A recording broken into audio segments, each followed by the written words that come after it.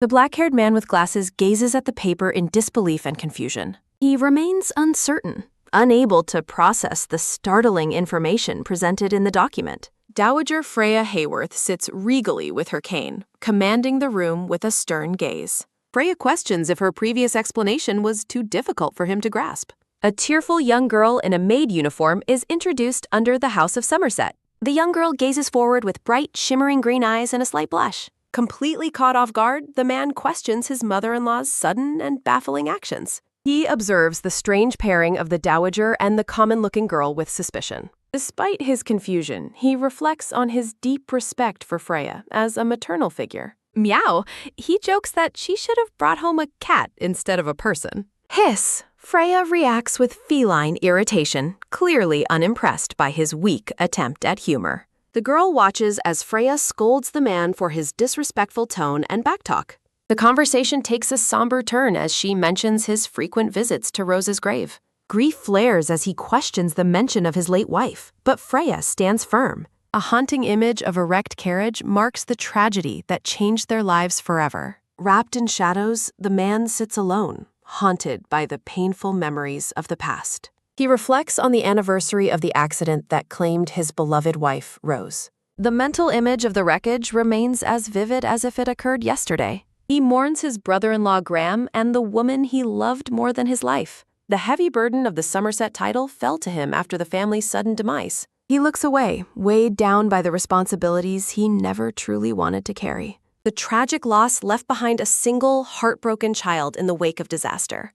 He took the title solely to protect the inheritance for his young nephew's future. Freya challenges him, claiming she is fully aware of his internal struggles and secrets. She berates him for his self-destructive habits of overworking and neglecting his own health. He defends his lifestyle as a choice, but Freya dismisses it as a slow suicide. She reminds him of his heavy duty to maintain the Somerset family standing. His goal is to return the title to his nephew without any scandals attached. He knows any mistake would allow greedy relatives to seize the ducal power. Freya warns that their relatives are like hungry hawks waiting for him to fail. He growls in frustration, fearing the vultures will tear his nephew apart over bloodlines. A chilling truth is revealed.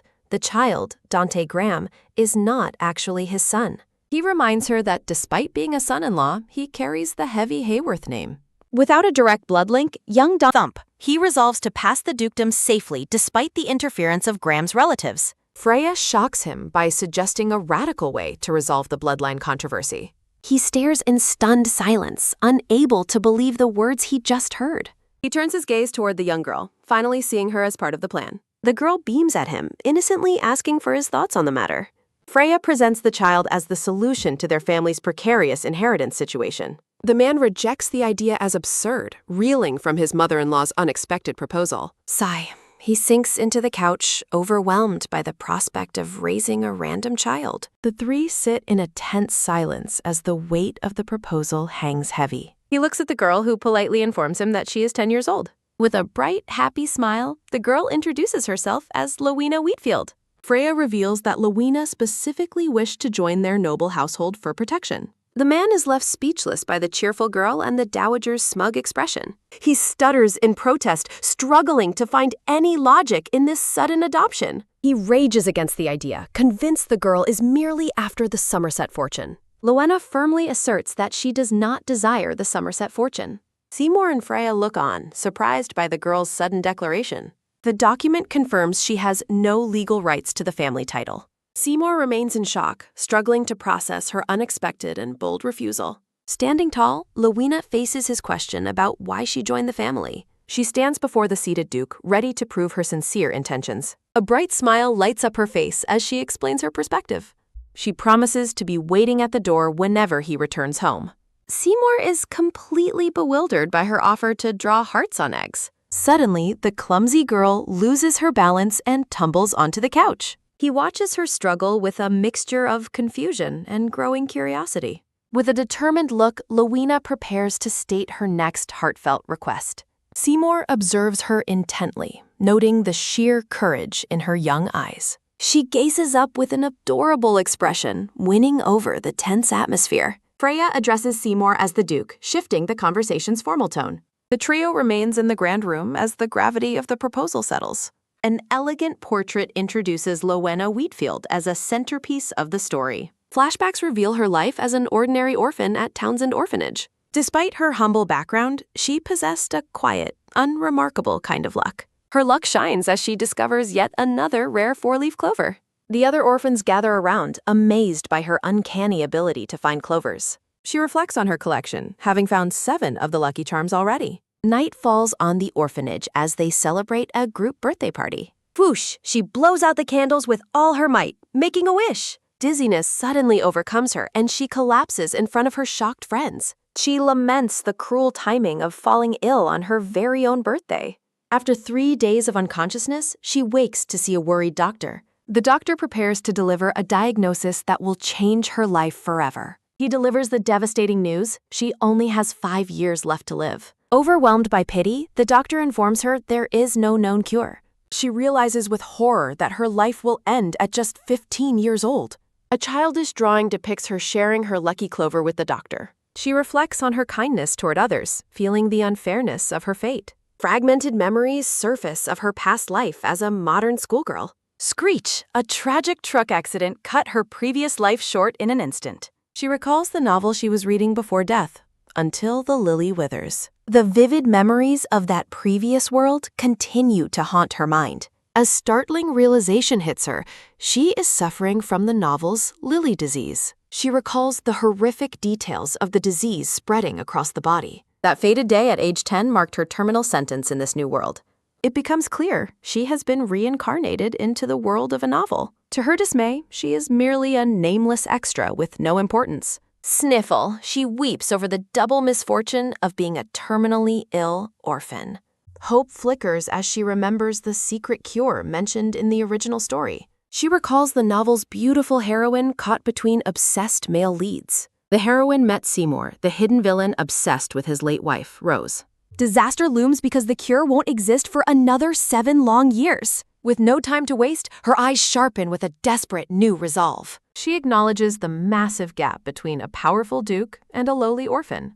Dong, the orphanage bell tolls, signaling the start of her bold survival plan. Lowena is startled as her friend reminds her about today's volunteer event. Her friend explains they are heading to a sponsor's mansion, prompting Lowena's realization. Warning her to be extra careful, the brown-haired girl mentions meeting the formidable Lady Hayworth. Lowena pauses, finding the name Hayworth strangely familiar from her past life memories. She recalls Lady Hayworth's pivotal role as Seymour's influential and stern mother-in-law. Lady Hayworth stands regally, known as the undisputed power holder of her noble house. Memories of her harshness surface as she berates children for their messy appearance. Seymour Hayworth, the second son who inherited titles and became head of 2 houses. Studying the complex family tree, Lowena tries to piece together the Somerset inheritance. She reflects on the deep, tragic bond between Seymour and his mother-in-law, Rose's mother. Excitement flares as Lowena realizes this volunteer trip might lead her to Seymour. She adjusts her sleeve, knowing a meeting with the Duke is far from guaranteed. Despite the odds, Lowena trusts in her uncanny luck and her unique past life knowledge. With a bright, hopeful gaze, she prepares to make her move during the event. Hours later, Lady Hayworth maintains an icy, intimidating presence at the outdoor tea party. Anxiety mounts as Lowena struggles to find the right moment to approach the dowager. Watching from a distance, Lowena fears she won't even get a chance to speak.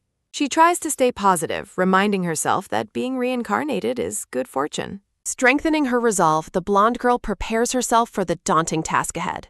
Achoo! A sudden, loud sneeze from a young boy disrupts the elegant garden atmosphere. Lady Hayworth sits frozen in shock as tea splashes across her stern face. Horrified by the accident, Lowena fears her entire plan has just been ruined. Liquid drips from the dowager's face, creating a tense and terrifying silence. Young Martin trembles in fear, realizing the gravity of his accidental disrespect. Swallowing hard, Lowena watches the disaster unfold, wondering if anyone can survive this. The faceless noble ladies at the party observe the scandalous disruption with hushed judgment. Remarkably, Lady Hayworth remains stoic and continues drinking as if nothing had happened. The narration emphasizes that Martin's sneeze has utterly destroyed the formal decorum. A panicked supervisor berates the boy, demanding an immediate apology for his rudeness. Tears stream down Martin's face as he stutters out a desperate, heartbroken apology. Surprising everyone, Lady Hayworth shows mercy and asks Henry to help the child.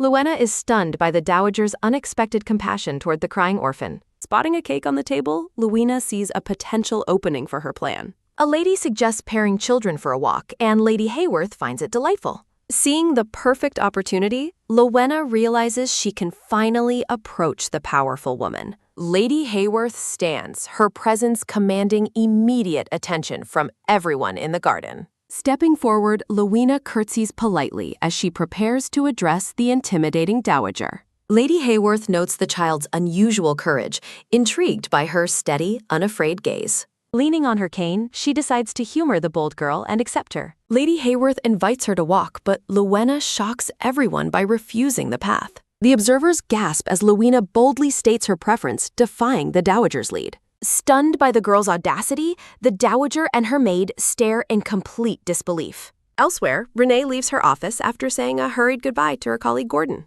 She spots a sleek car waiting outside, recognizing the man standing beside it. The black-haired man greets Renee with a gentle smile as she approaches him. He places a tender kiss on her forehead, inviting her out for a sudden dibber. Renee's expression darkens as she reflects on the family troubles waiting at her home. He guides her toward the car while she resolves to face her relatives head-on. Sitting inside, Renee steels herself, determined not to let anyone push her around. Gripping her bag tightly, she makes a firm promise to take control of her life. Seymour smiles from the driver's seat, warning Renee not to confront anyone today. Seymour pulls the blonde woman close, insisting that offense is the best defense. The blonde woman's chibi form pouts with an adorable, slightly frustrated expression. Seymour leans in toward the blonde woman, their intense gaze heightening the romantic tension. The two share a passionate kiss as the world around them seems to fade. Flushed and breathless, the blonde woman looks at Seymour with wide, startled eyes. Seymour promises to protect her, vowing that nobody will be able to touch her. He gently lifts her chin, reaffirming his role as her protector in this world. Confusion clouds her mind as she wonders who is truly the crazy one here. Seymour reaches out with a tender touch, lamenting their closeness only comes before parting. From high above, the house stands quiet as their private moment unfolds within.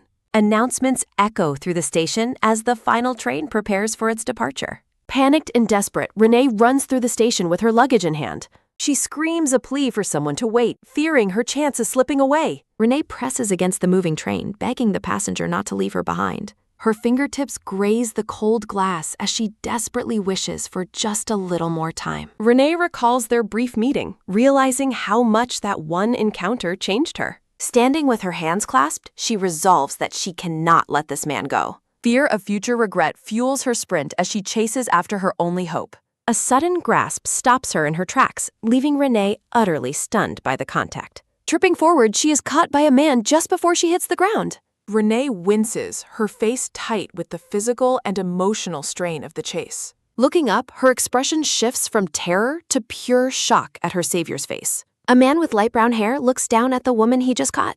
Renee stares at him in silence, the weight of the moment hanging heavy between them. He looks at her with an intense, questioning gaze, asking if she knows him. Speechless, can only think about the impossibility of the situation she's in.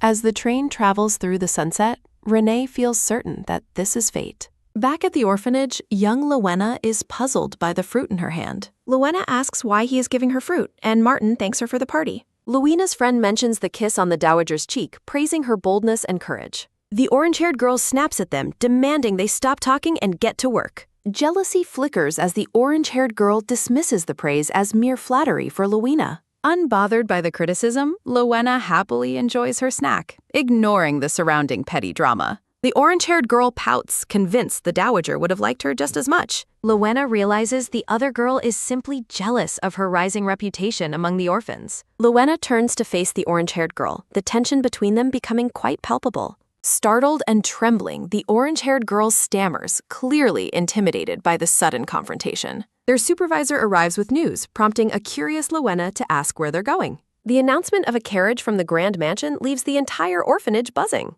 Luena stands in shock, her green eyes wide as she processes the sudden summons. Overwhelmed by the news, she gasps and covers her mouth in pure, disbelief-filled excitement. She looks down at her simple dress, feeling the gravity of the coming visit. The majestic mansion stands tall, a symbol of the power Lowena is about to enter. Seated elegantly on a green couch, Lowena sips tea while waiting in the mansion. She observes the staff moving busily, sensing a strange underlying tension within the household. Henry informs her that she must leave today, much to the young girl's confusion. Determined to stay, Lowena asks to see Lady Hayworth before she is sent away. She prepares herself, vowing to win them over with her secret three-piece charm set. A panicked maid rushes in, announcing that Lady Hayworth's condition has suddenly taken a turn. Lowena overhears the staff discussing the absent physician and a message confirming his departure. Peeking around a corner, the blonde girl worries something serious has happened to the dowager. Determined to help, Lowena decides she must follow the servants into the private sick room. Staff describe Lady Hayworth's symptoms, including nausea and a cold sweat after an unprecedented collapse. The butler and maid discuss the family's precarious future while hurrying to provide medical care. Lowena stands before the grand bedroom doors, realizing she has reached the formidable Lady Hayworth. Narration reveals that in the original novel's timeline, the dowager had already passed away. Lowena enters the quiet room where Lady Hayworth lies in bed, recalling Seymour's past mentions. Observing the sleeping woman, Lowena wonders if this specific illness leads to the dowager's death. The butler is startled to find the orphan in the room and urgently asks her to leave. Standing her ground, the blonde girl calls out to the butler, determined to stay and help. Lady Hayworth wakes up in her bed, looking around her room with a confused expression. To the dowager's absolute shock, she sees Lowena happily eating a slice of strawberry cake. Lowena beams with pure joy, her mouth full as she enjoys the delicious mansion treat. Lady Hayworth sits up, clutching her head while staring in disbelief at the unbothered child. Lowena explains she couldn't stand by because the symptoms matched her lessons about low blood sugar. The blonde girl cheerfully explains that the condition is manageable if treated with sweets and rest. A gentle, uncharacteristic smile touches Lady Hayworth's face as she acknowledges the child's clever assistance. The dowager looks down at her bed, finding it scattered with several colorful cloth roses. Picking up a rose, she fondly recalls folding similar ones with her late daughter, Rose. A close-up shows the dowager's soft, nostalgic smile as she feels a rare moment of peace. Lowena grins brightly, thrilled that her three-piece charm set is successfully winning over the lady. Closing her eyes, Lady Hayworth expresses her sincere and deep gratitude for the child's kindness. The dowager makes a life-changing proposal, asking if Lowena would be okay with a specific arrangement. Lowena stops mid-bite, her green eyes wide with shock at the dowager's unexpected and generous offer. Completely stunned by the turn of events, Lowena can only manage to stammer out a question. Lady Hayworth waits for an answer, her gaze softening remarkably as she looks at the girl. The blonde girl imagines a life of luxury with delicious meals and beautiful new clothes. Despite the incredible offer of comfort, Lowena's expression becomes deeply conflicted and pained. Blushing with embarrassment, Lowena admits that staying in the Hayworth house would be quite difficult. Lady Hayworth tilts her head, clearly puzzled as to why the girl would refuse her boon. Lowena gathers her courage and reveals her true goal is actually a connection with Duke Seymour. The dowager listens intently as Lowena explains her sympathy for Seymour's struggles after losing family. Lady Hayworth's eye widens in surprise at the child's profound insight into their household's hidden pain. A vision depicts Seymour surrounded by hostile, faceless nobles trying to seize his ducal title. Gripping her hands tightly, Lowena explains her heartache over the Duke's guilt and the lady's sorrow. She proposes marrying the Duke's nephew to create a legal justification for the complicated inheritance. Lady Hayworth stares in silent, heavy contemplation at the girl's shockingly bold and selfless plan. With a radiant smile, Lowena says she would be satisfied just easing the dowager's worries. Touched by her words, Lady Hayworth reaches out and gently takes the young girl's hands. The two sit together in the sunlit room, a significant and new bond forming between them. Lowena looks up with a slight blush, realizing she has successfully gained a powerful noble ally. The scene shifts to the Duke and Lowena, with the girl whispering her bold plan.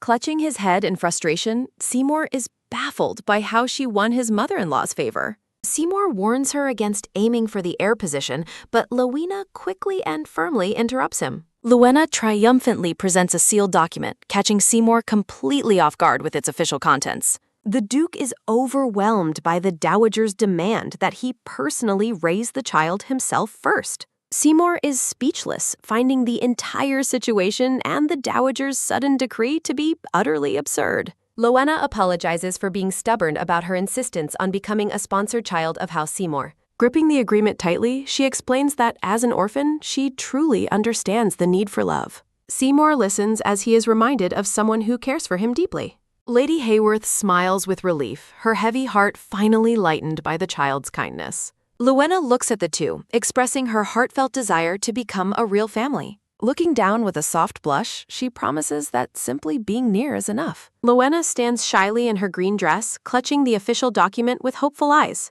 Seymour is caught off guard as the young girl presents the paper in his study. She looks up with wide, teary green eyes, silently pleading for his acceptance. A radiant, wide smile breaks across her face as her joy overflows. Seymour observes her, finding her composure to be far beyond her tender age. Lowenna stands back to back with a shadowy boy, reflecting on the child's mysterious nature. Night falls over the grand House Seymour mansion, bathing the estate in cool moonlight. Tucked into a luxurious bed, Lowenna celebrates her successful stay at the ducal residence. She wakes up with a start, credited her victory to gaining a powerful ally. Feeling absolutely amazing, the blonde girl cheers excitedly while bouncing in her new bed. A sudden gasp escapes her as she realizes she nearly forgot a crucial task. Irie, the brown-haired maid, enters the room to check on her restless young guest. The maid is visibly confused when Lowenna asks to find the Duke at midnight. Lowenna skips happily through the moonlit hallway, her long blonde hair trailing behind her. The moon shines brightly over the silent mansion as the late hour passes. A document confirmed that today marks Lady Lowenna's official first day at the estate. Axel suggests Seymour check on the girl, but the Duke remains focused on paperwork. Axel Portman, the silver-haired aide, playfully notes the Duke's hidden concern for the child. A decorative panel introduces the silver-haired aide, Axel Portman, amidst a flurry of flowers. Axel teases that the Duke might eventually make the girl his own adopted daughter. Seymour prepares to leave the study after midnight, claiming it is only out of necessity. A sudden, quick click sounds as the Duke abruptly leaves his stunned aide behind. Seymour is startled when the door opens to reveal Lowenna waiting right outside. In her white nightgown, Lowenna cheerfully announces she came to give him a goodnight kiss. The Duke is left completely frozen and bewildered by her bold, affectionate request. Lowenna beams, explaining she promised this affection when he agreed to sponsor her. Seymour dismisses her, clutching his head in frustration as he tries to return to work. A firm grasp stops him in his tracks as she offers to read him a book. Lowenna enthusiastically leads the reluctant Duke by the hand through the quiet mansion. He sighs, deciding to humor the persistent child for just a moment before working. Lowenna begins reading a fairy tale about a prince finding a dragon in the forest. Seymour lies back, finding the girl's clear, bright voice strangely comforting and calm. He watches her intently as she reads about the dragon looking kinder than expected. She reads about the warm heart required to wake a dragon from a forever sleep. Seymour stares into the distance, wondering if the dragon truly wanted to be awakened. He reflects on his own lingering resentment and pain following a tragic past accident. The Duke realizes that the girl's bright voice is finally dispelling his darkest thoughts. A rare, peaceful smile touches Seymour's face as he finally drifts into a deep sleep. A brown-haired maid walks through the mansion the next morning, beginning her daily rounds. She worries about the Duke's drinking until she spots a storybook on the floor. Peeking into the room, the maid stops in her tracks with an expression of pure shock. To her disbelief, Seymour and Lowenna are fast asleep together in a warm, protective embrace. Morning sunlight streams through the windows as birds sing in the trees outside. Seymour wakes up refreshed with a system notification confirming a deep sleep and no hangover. Axel is moved to tears by the miracle, while the Duke asks where the girl went. A loud slam echoes through the hall as the Duke stubbornly refuses to join breakfast. A delightful breakfast of kitty-faced toast and eggs represents a luxury Lowenna never experienced. Lowenna savors the delicious meal, her face flushing with pure, unadulterated joy. The brown-haired maid warmly encourages her to eat plenty, receiving a cheerful, garbled reply. Lowenna fondly recalls falling asleep beside Seymour, though she regrets his early departure for work. Hugo, the blue-haired aide, arrives with a surprising letter from Dowager Countess Hayworth. Lowenna excitedly takes the letter as Hugo asks if she would like to read it. The letter expresses concern, asking if the ill-tempered Duke has been bullying the young girl. Lowenna excitedly anticipates the lady's visit, hoping for praise for helping the Duke sleep. A shocking postscript reveals that the dowager is bringing a specific child to the mansion. The sound of footsteps heralds the arrival of Seymour's nephew and the Somerset heir. Lowena is stunned, realizing the visitor is none other than the mysterious Dante Graham. A beautiful, clear day marks the momentous occasion Lowena has been waiting for. A sharp tap of a cane signals the arrival of Lady Hayworth at the estate. Lowena greets the dowager with excitement as the elegant lady enters the mansion. The two share a warm, affectionate hug, celebrating their reunion with bright smiles. Lowena rambles happily about her beautiful new clothes and her wonderful life at the mansion. Lady Hayworth listens with a thoughtful expression as the young girl shares her experiences. Beaming with pride, Lowena receives a gentle head pat for her success in helping Seymour. The dowager smiles kindly, announcing that she has brought the child mentioned in her letter. Lowena looks on with wide, expectant eyes as the mystery guest finally approaches. A crisp, rhythmic tap-tap of shoes echoes as the young boy steps forward. Dante Graham walks toward her, and Lowena realizes he might become her future husband. The black-haired boy stares forward with a cold, serious, and remarkably intense gaze. A table is set with elegant tea and a delicious-looking strawberry cream cake. Lowena and Dante sit in awkward silence, wondering how they ended up alone together. Lady Hayworth playfully leaves them to get acquainted while she goes to check on Seymour. Panic strikes Lowena as she remembers her original goal of marrying Dante to avoid poverty. She envisions a grim future, fearing a lonely death if she fails to secure her position. Despite Dante's intimidating scowl, Lowena resolves to win him over with the power of cake. A close-up shows a perfect slice of strawberry cake, her chosen peace offering. Dante remains stoic and distant, focused entirely on his cup of tea. Lowena cheerfully offers the dessert, hoping to bridge the gap between them with sweets. A sudden, tense grip on the teacup signals the boy's rising internal frustration. Dante stares downward, his voice low and cold as he finally addresses the girl. He harshly warns her not to get comfortable, claiming his place as the sole successor. A sharp splash of tea accompanies his bitter rejection of the forced arrangement. Dante abruptly stands and walks away, leaving a bewildered Lowena alone in the room. Lightning strikes in Lowena's mind as she realizes he thinks she is a rival heir. Determined to fix the misunderstanding, Lowena rushes out of the room to find him. She looks around the empty hallway in confusion, amazed at how quickly he vanished. Feeling lost in the massive mansion, she searches for a high vantage point to look. Her eyes land on a towering, ivy-covered tree that seems perfect for a better view. Lowena smiles confidently, recalling her status as the orphanage's reigning tree-climbing champion. She skillfully ascends the branches, her long hair catching the sunlight as she climbs. Looking out from the leaves, she marvels at the sheer scale of the ducal estate. A sudden realization hits her that she must find Dante before his impression is ruined. Peering through the greenery, she carefully scans the grounds for the black-haired boy. She finally spots Dante sitting alone on a ledge, looking somber and isolated. Lowena is about to call out when the sound of approaching voices catches her attention. From her hidden spot, she observes two men walking through the gardens below. The purple-haired man reacts in shock upon seeing the black-haired Duke.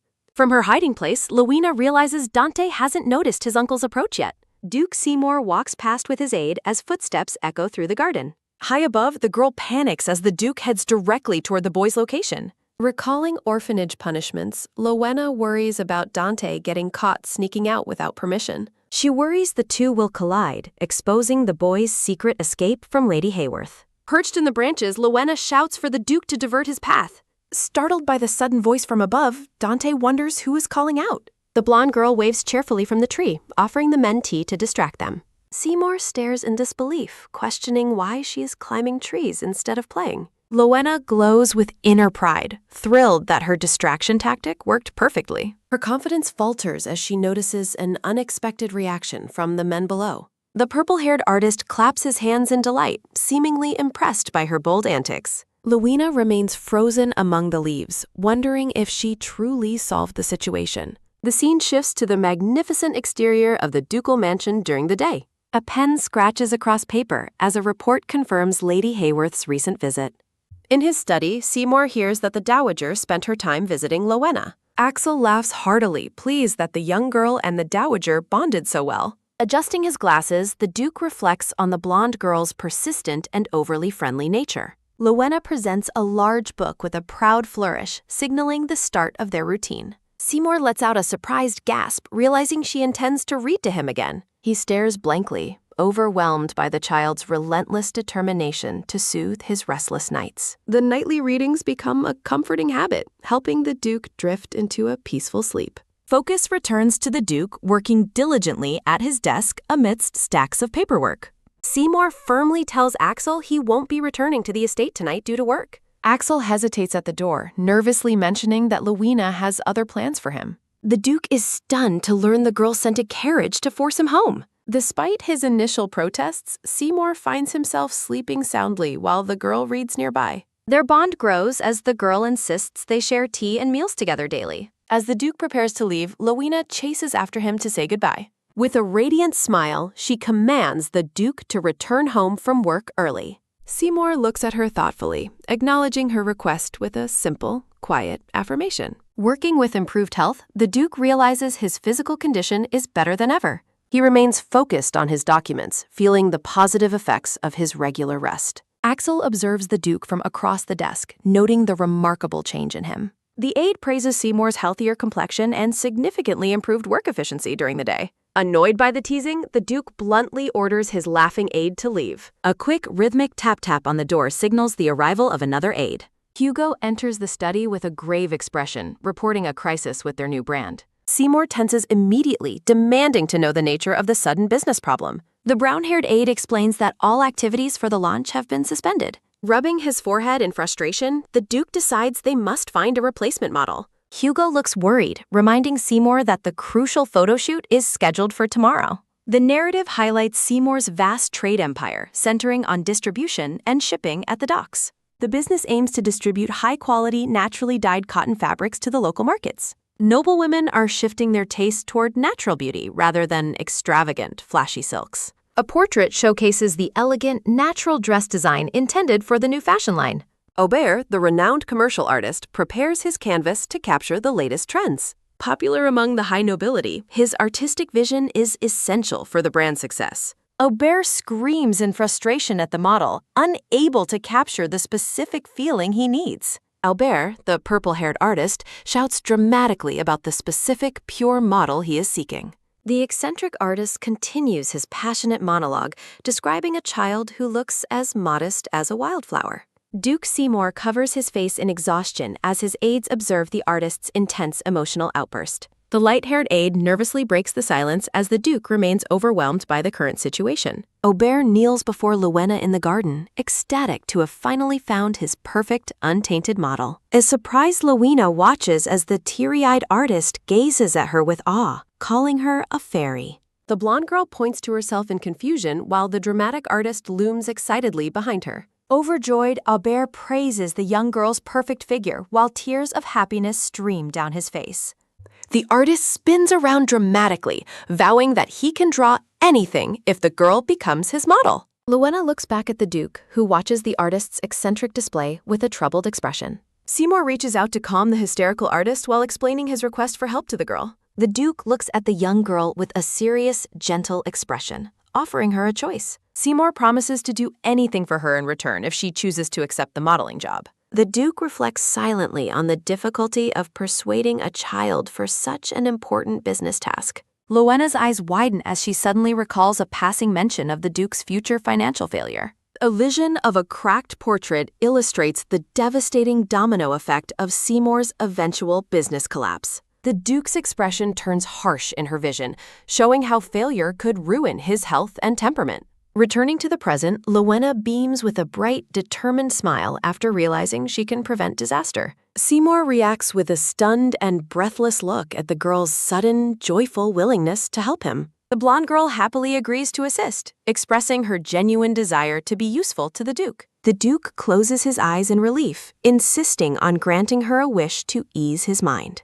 Lowena taps her chin thoughtfully, considering what request she should make in exchange for her assistance. From behind a pillar, Dante Graham watches the Duke and Lowena's close interaction with suspicious, wary eyes. Dante is startled when he hears the girl mention his name during her conversation with his uncle. Lowena stands amidst the flowers, glowing with a mischievous and happy smile as she completes her request. Shocked and flushing, the black-haired boy wonders what the blonde girl could possibly be talking about. A series of heavy, rhythmic clunking sounds echo as the carriage moves through the grand estate grounds. Dante sits inside the carriage, looking out the window with a somber and lonely expression on his face. The young boy reflects on the year that has passed since his arrival at the Somerset mansion. As the carriage arrives, Dante observes the house and how the girl's presence has changed everything. Lowenna winks at the boy, who realizes that his life feels different because of the blonde girl. Lowenna's suggestion that Dante should also become a model plays over and over in his mind. Dante stares forward in disbelief, questioning if she truly expects him to grant such a strange request. The boy reflects on how easily she won over his grandmother and secured her place with Seymour. Watching his uncle and the girl from a distance, Dante sees them as a real, loving family. He notes with a heavy heart that even the mansion's servants treat the young girl with kindness. Panic grips the boy as he clenches his fist, fearing the girl might eventually take his place. A dark memory returns as Dante watches his former nanny walk out of his life forever. Small footsteps patter quickly as the young boy chases after the woman, begging her not to go. Tears stream down Dante's face as he pleads for his nanny to stay after his parents' deaths. The woman turns away with a cold, mocking smile, rejecting the boy's emotional attachment as trivial. She reveals her greed, shocking the boy into a frozen silence as she ignores his desperate touch. Dante's world shatters with a heavy boom as he realizes he is a child without a guardian. Clenching his hand, the boy worries that he will be abandoned if his uncle loses interest. Dante sits in a dark, empty space, the crushing fear of being unneeded weighing heavily on him. Looking in the mirror, the boy resolves to prove his worth by carrying out his uncle's task. Seymour calls for Dante's help, inviting the boy into his study for a serious discussion. The boy is stunned when the Duke asks him to be a model alongside Lowenna. Dante's face flushes with a determined blush as he sees an opportunity to prove his family value. Eager to prove his worth as heir, Dante begs to do it, earning a smile from Seymour. Dante agrees to the request, his face flushing with a determined and eager expression. Sitting in the carriage, Dante resolves not to worry too much about his new role. The carriage wheels turn as Dante reflects on the need to perform his tasks well. A small, purple-haired chibi character provides a brief and cute pause in the narrative flow. In the studio, Albert instructs Lowenna as she poses gracefully with a large yellow bouquet. The purple-haired artist enthusiastically praises Lowenna's radiant smile as she poses with her flowers.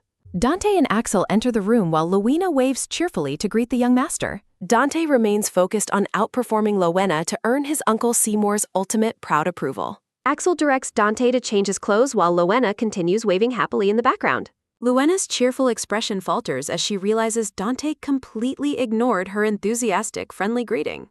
Determined to bond, Lowenna clenches her fist, refusing to let Dante's cold behavior discourage her. Dante and Lowenna pose together under a yellow parasol, though Dante maintains a serious expression. Aubert guides the children to pose closely, resulting in a charming and cute collaborative portrait. Lowenna beams with joy while holding Dante's hand during their whimsical, blue-themed fashion photo shoot. Aubert celebrates his creative breakthrough as the artistic sketches for the brand flow effortlessly. Lowenna suggests a break, but she is shocked to find that Dante has already disappeared. Axel informs a surprised Lowenna that Dante has already headed to the lounge to rest. Excitedly, Lowenna asks the purple-haired artist if she can see the sketches he just finished. Lowenna gazes at the sketch of her and Dante, a plan forming to get closer. Lowenna walks through the hall with the portrait, hoping to use it to spark conversation. Lowenna accidentally bumps into someone from behind, her portrait clattering during the sudden, clumsy collision. A sudden ouch rings out as Lowenna quickly apologizes to the black-haired girl she hit.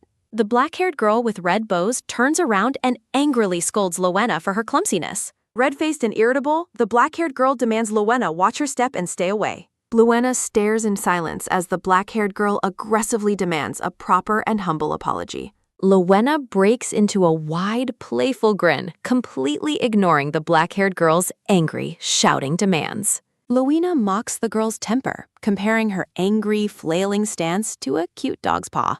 The black-haired girl explodes with fury, her face turning crimson at Lowenna's ridiculous and insulting comparison. Lowenna continues her playful teasing, wiggling her finger and giggling about the dog's paw-likeness. Trembling with intense rage, the black-haired girl prepares to lash out at the laughing blonde girl. Luena flinches in fear as the black-haired girl raises her hand to strike her. A firm hand suddenly intervenes, catching the black-haired girl's wrist before she can land the blow. Dante appears with a stern, protective gaze, shielding Luena from the black-haired girl's violent outburst. Luena looks up in surprise at her protector while Dante confronts the shocked black-haired girl. Dante glares at the girl, asking if she truly intended to strike his companion. The black-haired girl defiantly insists. She rudely tells Dante to mind his own business, her nasty temper on full display.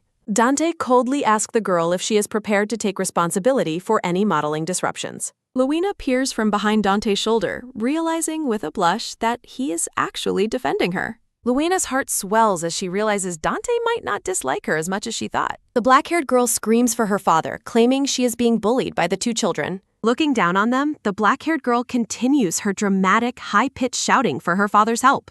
Dante and Luena stand their ground, unfazed by the girl's pathetic attempts to summon an adult. Count Devon bursts into the room demanding to know who dared to upset his little princess. The gray-haired man embraces his crying daughter, glaring at the children with a protective, angry look. Luena defiantly points out that they are orphans and lack the parents the girl is summoning. Count Devon is taken aback by Luena's blunt statement, while his daughter clings to him tightly. Devon dismisses the children as mere orphans, deciding he has seen enough of their poor breeding. The gray-haired man mocks their lack of upbringing, warning Luena she will pay for her tongue. Duke Seymour strides into the hall, coldly informing Count Devon that he is the one about to pay. Duke Seymour coldly confronts the gray-haired man, accusing him of insulting his niece and a sponsored child. Seymour shocks Count Devon by declaring Luena his successor, prompting a desperate, bowing apology from the man. Ignoring the groveling Count, the Duke turns away and prepares to depart the chaotic scene. The purple-haired artist looks on in confusion as Seymour suddenly decides to leave the studio. Seymour walks out with Dante, bluntly telling the artist to handle the mess themselves. A slice of strawberry shortcake sits elegantly on a plate beside a cup of tea. In the lounge, Luena thanks the blonde maid Irie while Dante and Seymour stand nearby. Luena munches on her cake with an expression of pure, blissful delight and closed eyes. Seymour gazes warmly at Dante, praising the boy for defending Luena during the earlier confrontation. The boy's face flushes with a determined blush as Seymour affectionately pats his head in approval. Seymour suggests that Dante should also rest, while Luena watches the boy with a curious look. Luena continues eating but notices that Dante does not seem as happy as he should be. Dante politely thanks his uncle for the suggestion of rest while standing near the dessert table. Luena observes Dante's somber expression as he stands alone, seemingly weighed down by heavy thoughts. The blonde girl brightly offers Dante a taste of the delicious cake, but he flatly refuses. Dante coldly tells her to keep the food, leaving Luena feeling dejected by his icy attitude.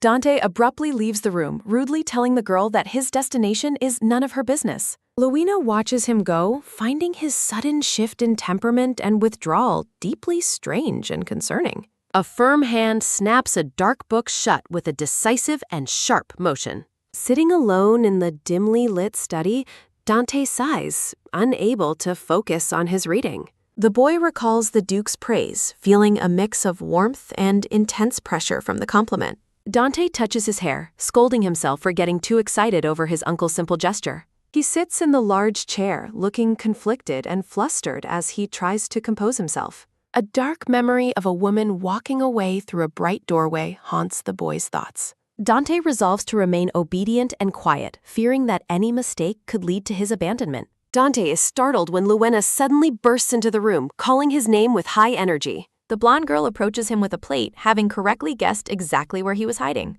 With a radiant and hopeful smile, Luena offers Dante a fresh slice of strawberry cake.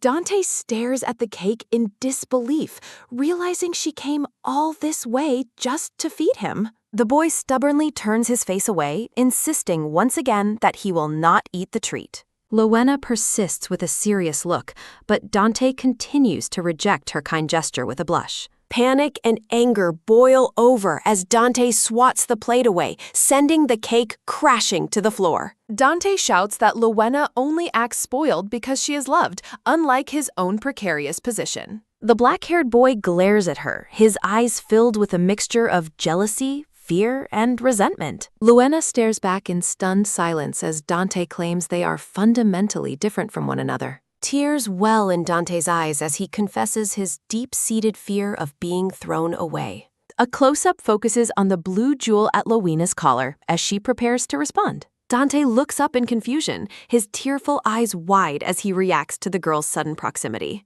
A soft hand reaches out to gently wipe away a stray tear from the boy's flushed cheek. Dante looks bewildered, asking how the blonde girl could possibly understand the depths of his private fears. Lowena looks at him with a knowing, gentle gaze, her expression full of secret understanding. The blonde girl breaks into a joyful and mischievous laugh, her eyes sparkling with hidden knowledge. Dante is completely floored when Lowena reveals she joined the household specifically to marry him. The boy's entire face turns a vivid crimson as he tries to process her shocking and bold declaration. Lowena beams at the flustered boy, her happiness radiating as she stands among blooming yellow flowers. Dante remains in a state of stunned shock, unable to believe what he just heard her say. Lowena confirms her goal, while Dante skeptically asks if his uncle is aware of this secret plan. Dante questions why she would give him the succession when she could easily keep it for herself. Lowena secretly reflects that her mission is motivated by her need to cure her Lily disease. The boy flinches slightly, looking overwhelmed by the girl's unwavering focus and her strange, cryptic motivations. Lowena beams with joy, expressing that having a family by her side is all she needs. Dante reflects on her words, realizing that Lowena seeks a sense of belonging just like him. Lowena admits her sudden confession might be hard to believe, but she speaks from the heart. The blonde girl looks up with a look of mild surprise as she awaits Dante's response. Dante gazes at her with a soft expression, firmly stating that he believes what she said. The black-haired boy acknowledges her deep need for a family to call her own. Lowena breaks into a radiant laugh while happily holding both of Dante's hands in hers. Lowena playfully declares that they must never betray each other since they are going to marry. Dante asks if she is truly on his side, and Lowena enthusiastically confirms her loyalty. Standing together in the study, Lowena emphasizes that they need each other's support forever. Dante looks at her intensely, asking her to promise that she will keep those words. With a wide, cheerful grin, Lowena holds up her pinky and happily gives her promise. The two children seal their new bond with a cute and lighthearted pinky swear. Lowena offers some cookies to the blushing boy, and he shyly accepts the sweet treat. Dante asks why she came in secret, but Lowena only cares if he enjoys the cookies. Dante insists their secret meeting stays between them, and Lowena agreeably munches on a cookie. When Dante asks if she'll eat them all, Lowena reveals they are actually for someone else. Lowena surprises Duke Seymour by bursting into his office with a fresh cookie delivery. Seymour is surprised by her visit, but she insists he needs snacks while working late. The blonde girl warns him that working too late will delay their storybook reading time. Seymour tells her he is almost finished, and a delighted Lowena happily agrees to wait. Seymour returns to a serious discussion regarding the complications of Donna Devon's modeling role. Lowena realizes the girl being discussed is the rude dog paw lady she met earlier. The men explain that Donna was the planned model for the rival brand Motier. The focus shifts to a plate of cookies as the conversation turns to the worrisome brand Eden. The men discuss how overlapping release dates with the rival brand will complicate their plans. The brown-haired assistant suggests pushing back the release date to avoid a direct confrontation. Duke Seymour firmly rejects the delay, citing the signed department store contracts as the reason. They discuss the impossibility of changing designs now, while Lowena listens intently while eating. Lowena begins to worry, sensing a major headache as she considers the threat of Eden. Valentin Motier is introduced as a persistent rival who has interfered at every business turn. Valentin is revealed as the head of Motier and the true protagonist of the original novel. The narrative describes the ill-fated rivalry between Seymour and Valentine that began with the brand Eden. Valentin eventually won the Empress's favor with his superior business knowledge and distinctive clothing designs. Lowena looks adorable in her bonnet, though her mind is preoccupied with the brand's potential failure. The blonde girl realizes it is far too early to relax given the looming business crisis. Lowena feels a pictorial isn't enough. She must find a surefire way to save the brand. She pushes herself to think of a strategy more effective and certain than just a photo shoot. Lowena's imagination runs wild as she envisions the total collapse of Seymour's business empire. She dreads a future where a debt-ridden Seymour lives as a miserable, work-obsessed zombie. Lowena panics over her potential fate, but a sudden angry shout nearby breaks her thoughts. Lowena watches as a man harshly scolds a sandy-haired boy for touching a painting. The aggressive man grabs the boy's collar, accusing him of trying to steal the artwork. Peeking from the shadows, Lowena thinks the adults are being childishly cruel by framing the boy. Lowena intervenes by shouting that Master Ober is furious, successfully startling the two men. The confused men ask who she is, and she urgently tells them to leave quickly. As the men run away, Lowena internally apologizes to Mr. Ober for using his name. Lowena approaches the shaken sandy-haired boy to kindly ask if he is all right. The boy recognizes Lowena as the model, and she asks if he works at the studio. Lowena picks up a fallen drawing, and the boy shyly admits that he is the artist. Lowena's eyes widen in shock as she discovers a hidden treasure. The sandy-haired boy stammers while Lowena triumphantly claims she found the drawing. Radiant joy fills Lowena's face as she admires the boy's impressive sketch. Lowena excitedly confronts the nervous boy with the proof of his incredible talent. The boy shyly explains that he only sketched her during a brief break. Lowena graciously thanks the blushing boy for capturing her image so beautifully. Holding the drawing, Lowena experiences a sudden, brilliant epiphany regarding her brand strategy. Information confirms the pajama dress trend will soon become a massive fashion sensation. Determination shines in Lowena's eyes as she plans to save Seymour's reputation. Lowena is astounded by the speed and precision of the boy's artistic hands. The blonde girl curiously asks the sandy-haired boy for his name. The boy stands bathed in light, looking both flustered and handsome. Lowena is convinced that his otherworldly talent is the key to their success. A refined portrait illustrates the stunning visual potential of the new fashion line. Lowena realizes that color is unnecessary, as the simple white chemise is perfect. The boy asks if she is okay after her sudden, energetic outburst. Lowena laments that such a brilliant artist is currently wasting his potential. When asked, the boy confirms his deep desire to become a professional painter. Lowena boldly declares her intention to recruit him before anyone else can. A wide, mischievous grin spreads across Lowena's face as her plan solidifies. Duke Seymour carefully examines the sketches, considering the potential of the new designs. The nervous artist stands by while Seymour and Lowena discuss the business strategy. The brown-haired assistant bursts with excitement, hailing the pajama dress idea as perfect. Despite initial hesitation, the assistant realizes that generating attention is their top priority. He passionately argues that making a lasting impression on customers is vital. His eyes gleam with confidence as he predicts the dresses will be a guaranteed hit. The assistant joyfully lifts Lowena, asking Axel for his opinion on the daring plan. Axel agrees that trying a risky strategy is better than doing nothing at all.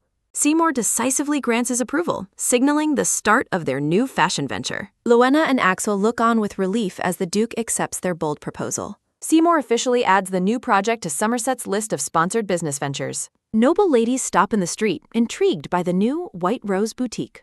Gossiping ladies discuss the scandalous yet fascinating pajama dress appearing in the windows. Critics whisper that wearing underwear in public is shameful, fueling the brand's notoriety. The narrative explains how the negative gossip served as powerful, free advertising. A beautiful, artistic sketch of Lowena becomes the iconic face of the brand. Newspaper headlines announce allegations of quality issues threatening the brand's rapid success. Duke Seymour remains calm, ordering an immediate and thorough inspection of their goods. Ladies at a garden party rave about the soft, wonderful quality of the dresses. Lowena's radiant smile proves that her business gamble has paid off spectacularly.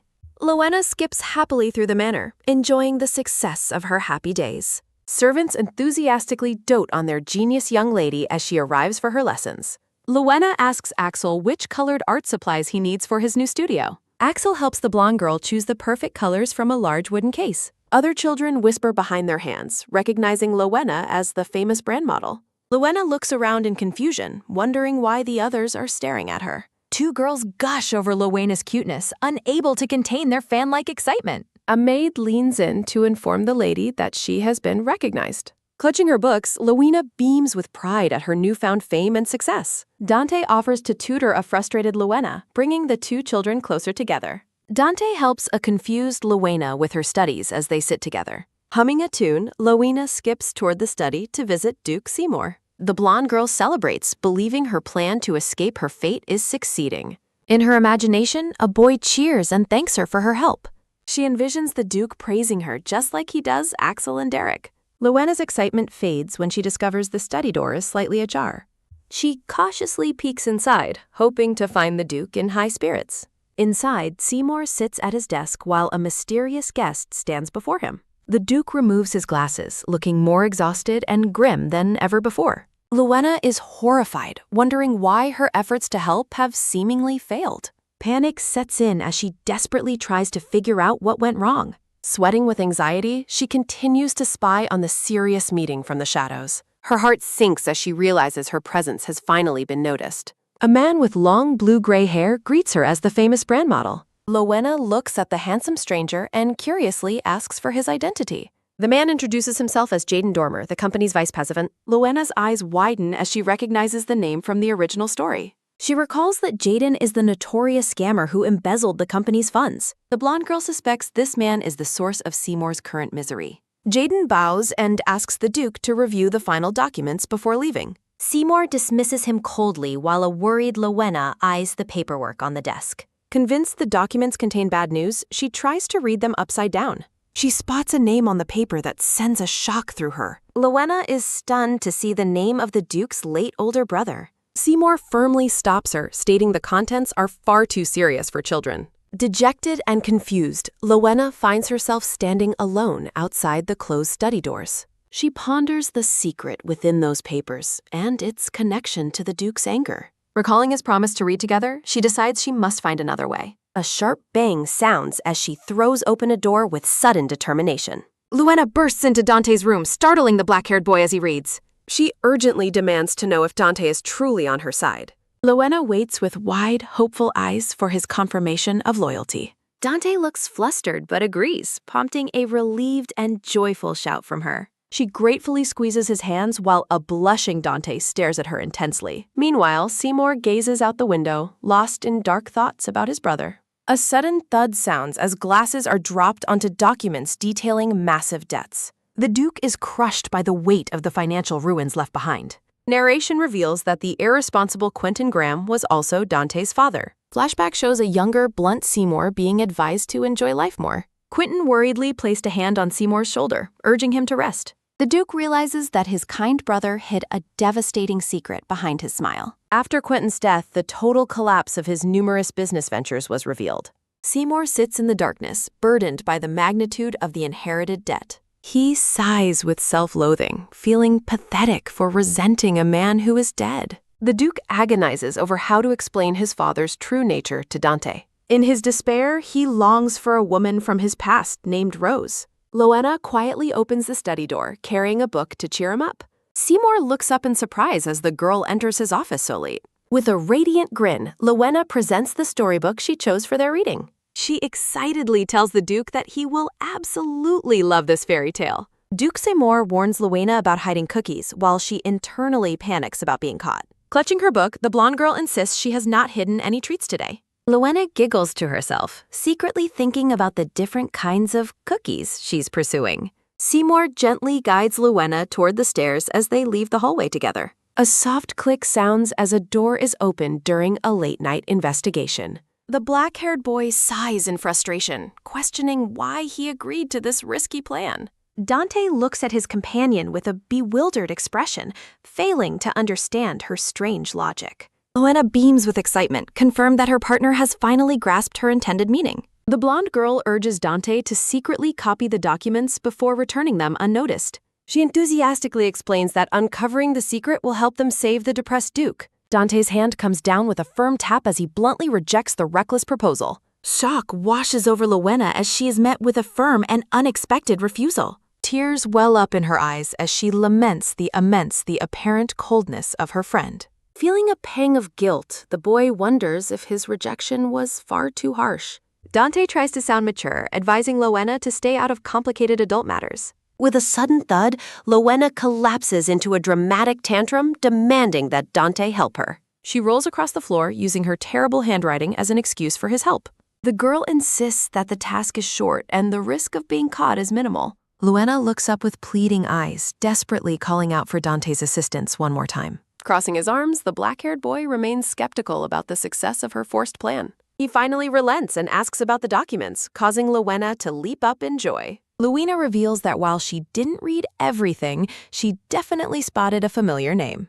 Dante tenses up as he listens to the blonde girl's startling discovery. She swears that she saw his father's name written clearly on the Duke's private papers. Deep in thought, Dante recalls that his father died suddenly without leaving a proper will. Lowena gazes at him earnestly, asking if he truly trusts her word regarding the name. A long sigh escapes Dante's lips as he prepares to commit to the dangerous task. Lowena cheers and calls him the best after he finally agrees to help her investigation. Night falls as Lowena reflects on the boring fairy tale lecture she received from Seymour.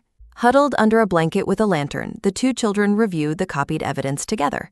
Lowena focuses on the text, struggling to understand the complex legal terms written on the page. Dante explains the inheritance laws while Lowena eagerly asks him to read the rest aloud. The blonde girl's eyes widen as the dark implications of the document become clear. The text reveals that Quentin researched inheritance laws just 2 weeks before his fatal accident. The document details how much of the Somerset family inheritance was intended for Seymour's possession. While their father was ill, a debt-ridden Quentin sought ways to exploit the family's wealth. Quentin's actions suggest he either calculated his share or planned to seize Seymour's rightful inheritance. Lowena realizes this betrayal is the true reason for Duke Seymour's current state of despair. She remembers that in the original story, Seymour's hatred for Dante stemmed from his father's actions. The children continue reading, unaware of the heavy burden this knowledge places on their shoulders. Lowena observes Dante, noting that their bond is currently much better than the original narrative suggested. She wonders what tragic event will eventually drive a wedge between the Duke and the boy.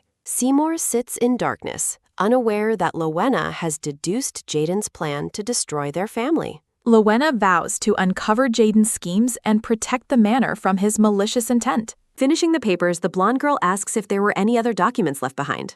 Lowena panics as she notices Dante's expression turning dark after learning of his father's betrayal. She looks at him with deep worry, fearing she has caused him unnecessary emotional pain. Dante solemnly declares that he must take responsibility for any wrongdoing committed by his father. Lowena asks softly if he is hurting, her heart aching for the burden he carries. The boy stares ahead with determination, accepting the heavy duty of his father's dark legacy. Lowena watches Dante sleep under the covers, admiring his deep sense of responsibility. She continues to gaze at the black-haired boy, her eyes reflecting concern for his burdens. A soft creak sounds as Lowena turns the lantern knob, offering to share a secret. She suggests the documents are fake, hoping to ease Dante's worries about his late father. Lowena rests her head, admitting the papers could be real, while Dante looks calm. Dante gazes back at her, explaining he only wanted to protect her from being hurt. Leaning in close, the black-haired boy reminds Lowena of their promise to stay together. Lowena agrees, but wonders why he is suddenly bringing up their old promise. Dante stares intensely into her eyes, confirming his commitment with a single, firm word. A warm squeeze follows as Lowena tearfully vows to help her very first friend. In the study, Seymour tells Jaden that his secretary was right about Quentin's former attendment. Jaden hands over a sealed document, urging the Duke to examine its contents closely. Seymour studies the paper with a focused expression, noting its deeply suspicious nature. A vision of Quentin and Rose appears as Seymour discovers a secret bond between them. Seymour is baffled, certain his brother and wife should have had no private dealings. A faint, cold smile plays on Jaden's lips as he watches the Duke's growing suspicion. Seymour is haunted by a debt certificate signed by two people who never met privately. Stunned, the Duke realizes the document proves Rose met Quentin without ever telling him. A firm grip tightens on the paper as Seymour reads that the debt is communal. A vision of Rose appears as Seymour realizes his late wife had been deceiving him. A pained look crosses the Duke's face as the year-long deception finally comes to light. A deep, stressed sigh escapes as Seymour laments the ridiculousness of this devastating situation. Seymour collapses at his desk, crushed by the suspicion of a secret affair. Jaden calmly advises the Duke not to draw conclusions based on this evidence alone. Seymour coldly orders Jaden to ensure his secretary remains silent about these private matters. Jaden bows respectfully, promising to report any new information before taking his leave. A soft click sounds as the door is opened, signaling Jaden's departure from the room. Jaden glances back through the closing door, his respectful facade replaced by a cold gaze. Outside, a long-haired man in a vest greets Jaden as the vice president. Jaden waves dismissively, confirming his meeting is over and walking past the assistant. The long-haired man bows deeply, wishing Jaden a safe journey as he departs. A steady tap of boots echoes on the tile as Jaden walks away with confidence. Jaden scoffs internally, calling Seymour an idiot as he plots his next malicious move. Narration introduces Jaden Dormer as an executive from a logistics company that faced bankruptcy. Jaden rose to vice president after the Hayworth family acquired his previous company. Jaden watches Seymour from the shadows, determined to force him to sign a new agreement.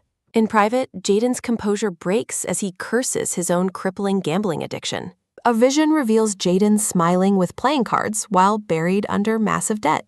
Creditors chase Jaden to his house, forcing him to lie low at the company instead. A stressed sigh escapes Jaden as he justifies his betrayal as a means of survival. Jaden walks through the manor courtyard, feeling bad for Seymour but prioritizing himself. An ominous thought bubble declares that the entire company will belong to Jaden soon. Jaden bites his thumb in anxiety, recalling a card game where he lost company funds. A subordinate informs Jaden that a new secretary has arrived in front of the salon.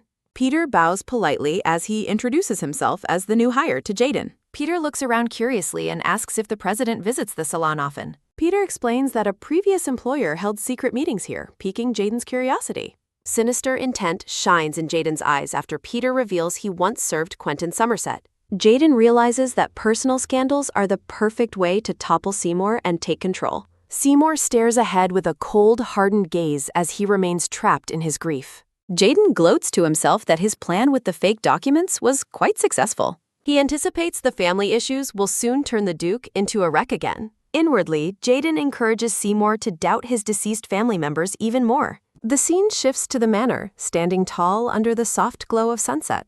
A hushed whisper circulates among the staff, asking if they heard the latest rumor. The women gossip about the president supposedly meeting a married woman in secret. They discuss eyewitness accounts of the president meeting a noblewoman at Paley Harbor. One woman identifies the mysterious lady as the famous actress Lady Winslet. A portrait reveals the beautiful red-haired Lady Winslet, who married a businessman years ago. Jaden watches from the staircase, satisfied as the scandalous rumors spread effortlessly. Approaching the group, the green-haired man asks what they are all discussing so intensely. The women gasp in surprise at the vice president's sudden appearance on the stairs. Jaden feigns concern while secretly plotting to leak even more damaging information. A sudden, sharp gasp sounds as the women are startled by an unexpected presence. They whisper urgently to one another, convinced that the scandalous rumor must be true. Jaden smiles coldly, relishing how quickly his planted lies are being accepted as fact. He reflects on how superiors' private lives are always the easiest targets for gossip. A close-up shows Jaden's calculating eye as he monitors the reaction of the staff. He pauses abruptly, confused by the sudden and clear sound of a child's voice. Loena appears with a bright ta-da, interrupting the group with a cheerful, innocent smile. The blonde girl informs the shocked women that Lady Winslet is actually her teacher. Jaden tenses up, sweat dripping down his face as his narrative begins to unravel. He wonders where the little girl came from to interrupt his perfect, malicious plan. Loena beams with joy as she repeats that the actress is her own teacher. She notes that bad rumors are being spread about His Grace's reputation at work. Loena smirks to herself, vowing to prevent Jaden's schemes from going his way. The women realize the child is the famous model for the White Rose brand. Loena lets out a joyful laugh, her eyes shining with youthful and hidden mischief. She explains that the Duke brought Lady Winslet to the manor as her tutor. A vision shows Loena and the red-haired teacher studying stories together in a room. She recalls her harbor visit was a school trip accompanied by Dante and her teacher. The women realize the rumors of an affair are completely inconsistent with Lowena's account. A staff member concludes that the Duke wouldn't bring a child to a tryst. Jaden steps in, coldly claiming these are private matters for the Somerset ducal family. He glares at the blonde girl, wondering what the meddling brat is actually scheming. The green-haired man dismissively tells Loena she must leave the company immediately. Jaden orders the employees back inside, attempting to regain control of the noisy room. Loena realizes he is slandering the Duke and trying to kick her out unfairly. Pointing a firm finger, the blonde girl tells the man she has a message. Jaden looks back with beads of sweat, questioning if the message is for him. A sudden gasp sounds as Loena mentions scary people outside calling for Jaden Dormer. The group watches as Jaden's composure breaks upon hearing about his angry creditors outside. The women whisper in shock, questioning if debt collectors have truly arrived at work. One staff member admits she never saw the vice president in such a light.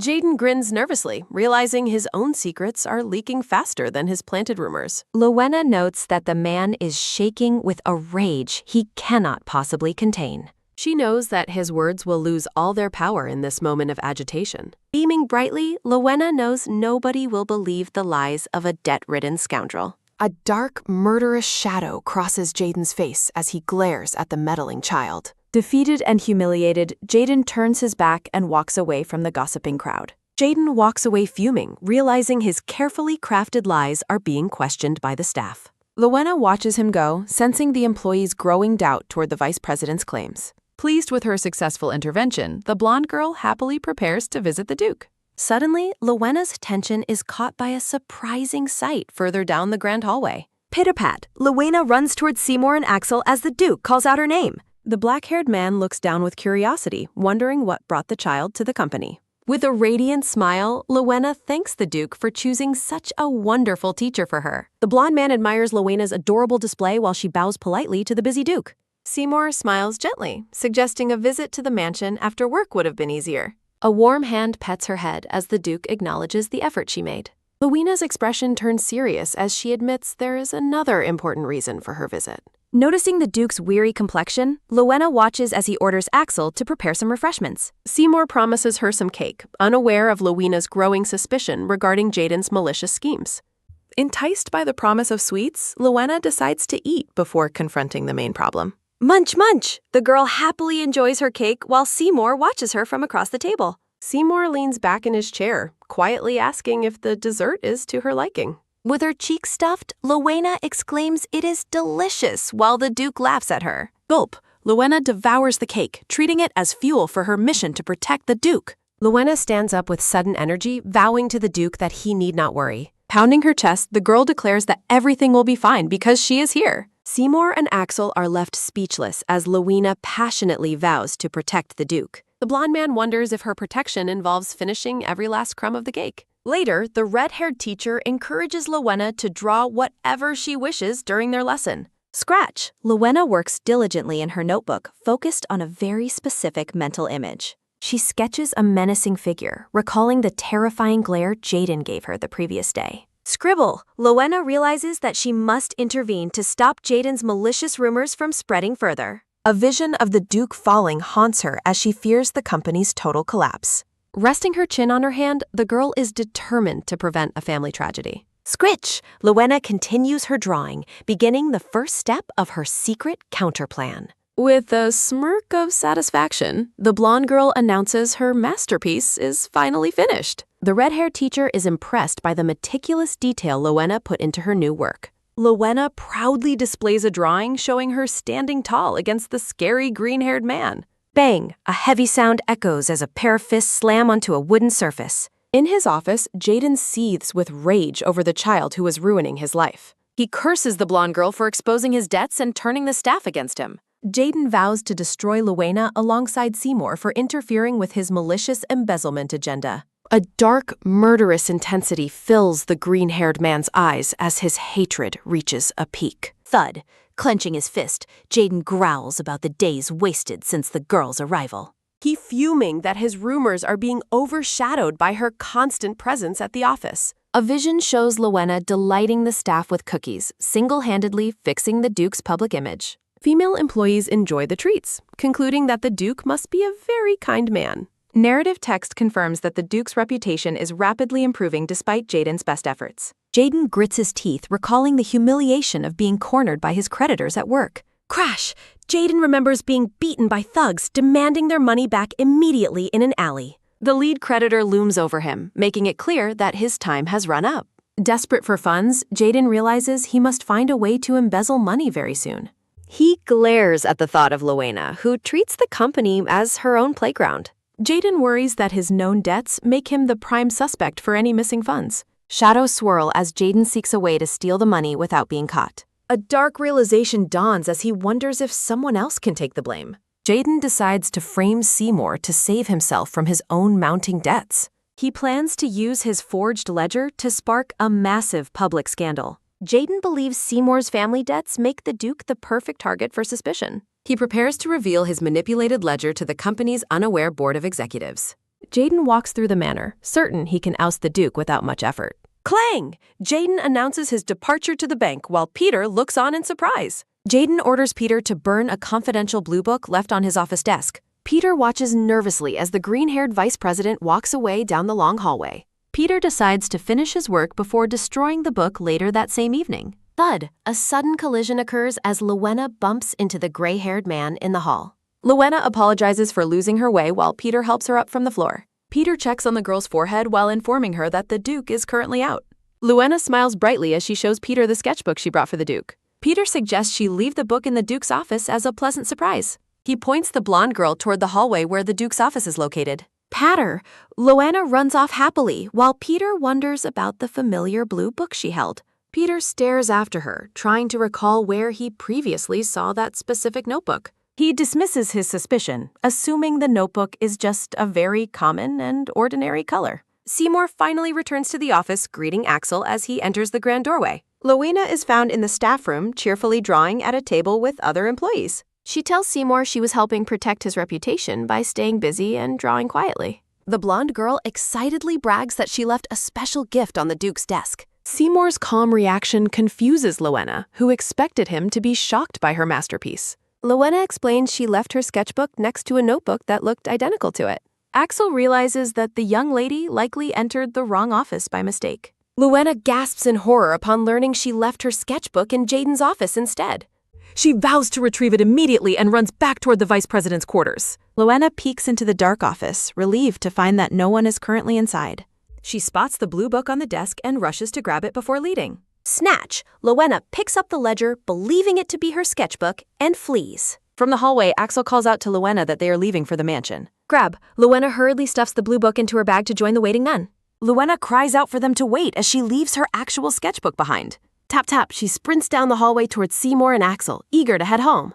Peter enters the office and finds a blue book, wondering if he has seen it. He decides the matters of the superiors are none of his concern and walks away. The Somerset Dukedom mansion stands quiet and grand under the light of a full moon. Seymour asks Luena to finally show him the drawing she mentioned at the office. Luena beams with pride as she prepares to reveal what she thinks is her masterpiece. She opens the book to reveal complex accounting logs instead of her expected child's drawing. Flinch, Seymour and Axel stare in absolute shock at the incriminating documents in Luena's hands. Luena looks down in total confusion, wondering why her sketchbook has suddenly changed into numbers. Seymour realizes this is not her sketchbook, but something far more serious and legally dangerous. Luena explains the mix-up in Jaden's office as Seymour examines the highly sensitive forged ledger. Seymour's eyes narrow with cold determination as he orders Axel to prepare a counterplan immediately. Later, a group of angry executives shouts demands at Seymour during a heated board meeting. One executive harshly calls for a new leader, citing the Duke's alleged failures and corruption.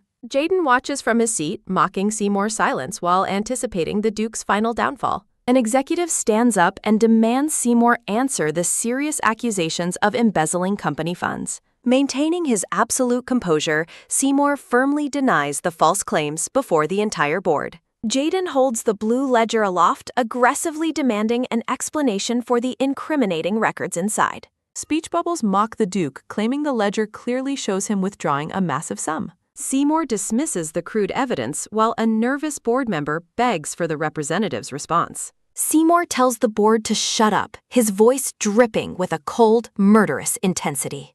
A heavy silence fills the meeting room as the executives stare at Seymour in stunned disbelief. Seymour mocks the wonderful world where such incompetent men can call themselves high-ranking company executives. He asks if they truly believe the head of two powerful families would embezzle mere pennies. Seymour gazes down with icy green eyes, expressing deep regret for ever trusting such fools. A gray-haired executive sweats profusely, admitting that the ledger is currently the only piece of evidence. The board wavers as Jaden worries that the tide is rapidly turning against his malicious scheme.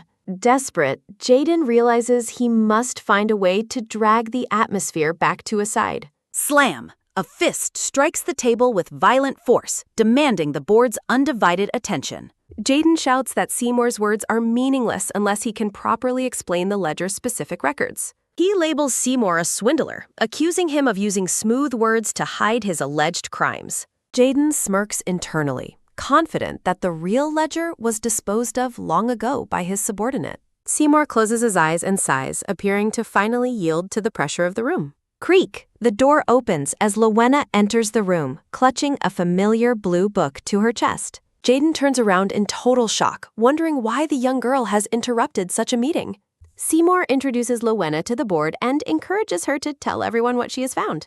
Lowena explains that she accidentally took a book from Jaden's office, mistaking it for her own sketchbook. The room falls into a stunned silence as the board realizes there are now two conflicting ledgers. Jaden panics, wondering how the ledger he ordered Peter to destroy has suddenly appeared in court. Seymour notes the books are identical except for one crucial detail. Lowena's book shows no embezzlement. Lowena confirms with a bright face that she retrieved the authentic book from Jaden's private quarters. The executives turn their fury toward Jaden, demanding he explain why he was hiding another ledger. Lowena looks on in confusion, while narrative text reveals the real ledger was stolen from a safe. Seymour reveals he was already suspicious of Jaden's siphoning, but lacked the concrete evidence to act. Lowena's eyes sparkle with wonder as she begins to understand the impact of her accidental discovery. Seymour gently pets the girl's head, reassuring her that she did a wonderful job for the company. With a cold gaze, Seymour realizes that Jaden's desperation has led him into a final, fatal mistake. Foreboding text predicts that the cornered vice president will reveal his true, violent nature very soon. Jaden screams for everyone to shut up, his face contorted in a blind and sweaty rage. He points an accusing finger, desperately claiming that Seymour and the child are framing him for crimes. Seymour decides to end the debate by ordering Axel to bring in a final set of witnesses. Creak! Axel opens the grand doors to allow a new group of people into the room. Jaden gasps in visible horror as he recognizes the faces of the men entering the meeting. Two rough-looking men enter, identified as the debt collectors who were previously waiting outside the building. Seymour links the company's recent unrest directly to the mounting personal debts Jaden failed to pay. The man in the green headband states that Jaden's massive debt has been overdue for months. The collectors reveal a memorandum where Jaden promised to pay them using stolen company checks today. A close-up shows the signed document clearly bearing the name of the traitor, Jaden Dormer. Seymour explains that using checks requires the representative's signature, proving Jaden intended to usurp his position. Looking down at the defeated man, Seymour asks Jaden if he has any final words of defense. Jaden stammers in defeat as Seymour officially declares the meeting and the investigation to be over. Seymour hands the incriminating documents to Axel, entrusting him to handle the remaining legal fallout properly. Lowena peeks curiously from behind the Duke, asking if the problem has finally been resolved for good. With a radiant and joyful smile, the blonde girl celebrates her successful mission to protect the Duke. Lowena is delighted to be of help, while Jaden seethes in the background with bitter resentment. A dark intensity fills Jaden's eyes as he vows that he won't let Lowena get away easily. Narrative text confirms that Jaden was arrested for fraud and embezzlement following a search of his estate. Seymour reflects on the resolved crisis, while Axel expresses relief in the Duke's office. Axel notes that the Duke still looks troubled and asks if something is wrong. Lowena watches from afar, worrying that Seymour's condition isn't showing any signs of improvement. Dante approaches the blonde girl in the hallway, questioning why she is lingering there. The black-haired boy asks if she is secretly eavesdropping on her uncle's private conversation. Lowena pulls Dante close and covers his mouth, insisting this is a critical moment. Shushing him, the blonde girl explains they risk getting caught by the adults inside. From the hall, they overhear the men discussing Jaden's claims regarding Quentin and Rose. Lowena's eyes widen as the conversation hints at a scandalous secret relationship between the two. Horrified, she imagines an illicit affair between a wife and her husband's brother. Dante whispers sternly that he warned her not to listen to adult conversations. Dante bows his head in shame as Lowena desperately tries to explain her motives. Looking deeply pained, the boy notes that adults always have reasons for keeping secrets. Dante walks away, leaving Lowena guilt-ridden and concerned about his obviously hurt feelings. Lowena realizes she must act before the rift between Dante and Seymour becomes permanent. Thud. The blonde girl collapses onto her bed, overwhelmed by the weight of the situation. She kicks her legs in frustration, scolding herself for accidentally dragging Dante into this mess. Lowena vows to find a solution that will help both Seymour and the hurting boy. Recalling the original novel, she notes how little was mentioned about Rose and Quentin's past. A sudden realization strikes Lowena as she sits up, a potential plan forming in her mind. She reflects on how Duchess Rose's room at the Somerset mansion was left completely untouched. In a memory, Hugo explains that the Duke has never even mentioned the deceased Duchess's quarters. The blue-haired man explains that the staff dare not bring up Rose to the Duke yet. Hugo believes Seymour will eventually find the strength to close that door on his own. Driven by curiosity, the blonde girl peeks into the mysterious and perfectly preserved bedroom. She observes the pristine furniture and the desk left as if someone just stepped out. An ethereal vision of Duchess Rose writing at her desk lingers in the quiet room. Her heart racing, Lowena enters the room, hoping to find a clue to the past. The girl is awestruck by the beauty and the lingering presence within the grand chamber. Lowena searches frantically, growing frustrated when she finds absolutely nothing of value in the room. A glint catches her eye as she discovers a drawer secured with a rose-shaped lock. Later, the great lady notices Lowena's dejected expression while they sit together in the garden. Lowena snaps out of her trance, realizing she was neglecting the company of the noblewoman. The older lady teases the girl for sighing like a little old person all day long. Threatening to clear the snacks, the woman laughs as Lowena quickly insists she is fine. The great lady acknowledges Lowena's help with Seymour while they enjoy a tower of treats. Smelling a yellow rose, the lady offers cryptic wisdom about the varied value of things. Snip, she carefully prunes a yellow rose, explaining the importance of cutting away the past. The lady arranges the flowers, noting that the first time moving on is always the hardest. Lowena asks if the great lady also experienced a difficult first time letting go. The older woman smiles warmly, asking the girl if she was the one who gifted the key. Lowena looks confused as the lady predicts she will understand everything when she grows older. Feeling relieved by the lady's kindness, Lowena beams and agrees with her mysterious mentor. Holding the vase of yellow roses, Lowena believes she has found the perfect opportunity. She peeks into Rose's former room at the Hayworth house, looking for more clues. The girl carefully places the yellow roses inside the room to honor the late Duchess. Lowena runs back to the garden, eager to show the great lady her discovery. She presents a small golden key, asking the older woman if she recognizes the object. Lowena learns there is no matching lock for this specific key at the Hayworth estate. The great lady gives the key to Lowena, delighting the girl with her new treasure. Narrative text reflects on whether the small key can open the mysterious drawer in Somerset. Dante asks if he was summoned to open the drawer together, and Lowena excitedly confirms. Observing the boy's somber expression, Lowena wonders if uncovering the truth might be too much. Fearing for his feelings, Lowena suggests they abandon the plan and go play outside instead. Dante firmly rejects the idea of leaving, surprising the blonde girl with his sudden resolve. The black-haired boy insists on discovering the truth about what kind of man his father was. Lowena warns him that there might be painful secrets inside, but Dante declares he is prepared. He stands his ground, wanting the truth even if it shows a side he never knew. Together, the children lean in with bated breath to see what is hidden within the desk. They discover an old envelope sealed with a red wax stamp, and Lowena wonders if it is a letter. The back of the letter is revealed to be addressed to Rose Hayworth from her brother-in-law, Quentin. Adult Seymour reflects on his past and the many times his identity and family ties were changed. Narrative text explains how the former Duke of Somerset made a deal with the Marquis of Hayworth. The deal proposed that Seymour marry into the Hayworth family as a son-in-law to secure a title. Young Seymour realized he was being sent away because his older brother would succeed their father. Perhaps it was for his future, but the young boy only felt discarded by his own family. Child Seymour stands alone, feeling like a permanent outsider with no home to truly call his own. A memory of a beautiful garden appears as a voice asks Seymour to marry her. Rose tells Seymour she wants to be with him by choice, not because of a family deal.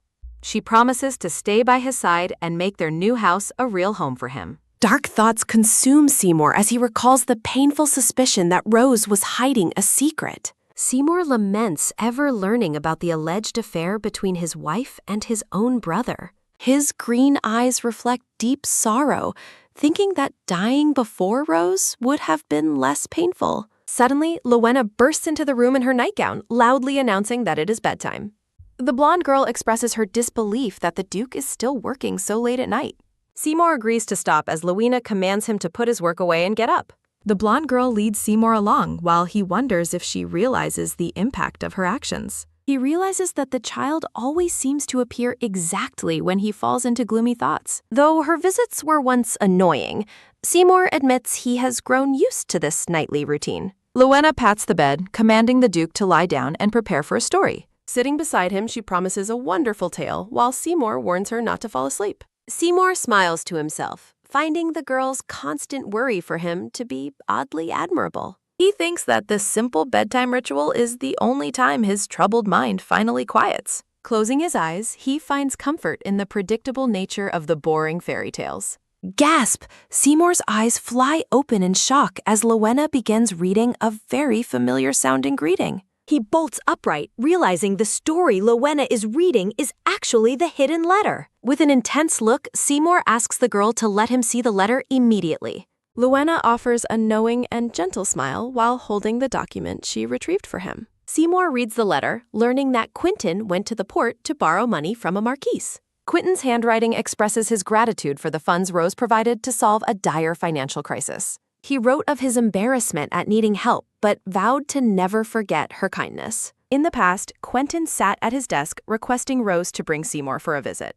He hoped she could visit alone if bringing his younger brother was too difficult for her. Quentin's goal was to settle the family estate fairly to ensure Seymour received his rifle-shen. Looking at a portrait of them together, Quentin believed their father would have approved of this. He admitted his failures as an older brother and wanted to finally take care of Seymour. Crinkling the paper, Quentin reflected on how Seymour had been lonely since he was very young.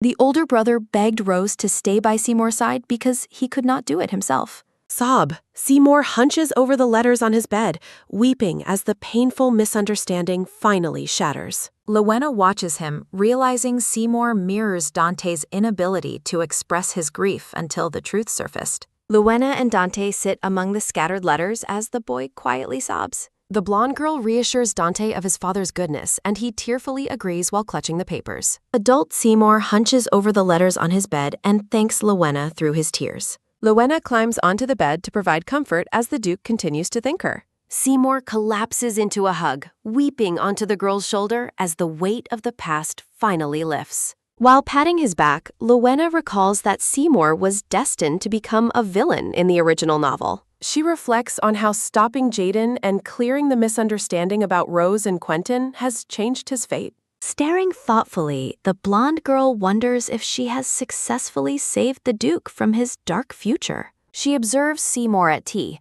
realizing his true nature is far from the villain described in her memories. Narrative text suggests that Seymour's recovery marks a significant turning point in the timeline of the story. Looking at the grieving Duke, Rowena hopes that everything has finally worked out for the best. Under a pale moon, a dark-haired stranger with one glowing eye watches from the shadows, whispering Rowena's name.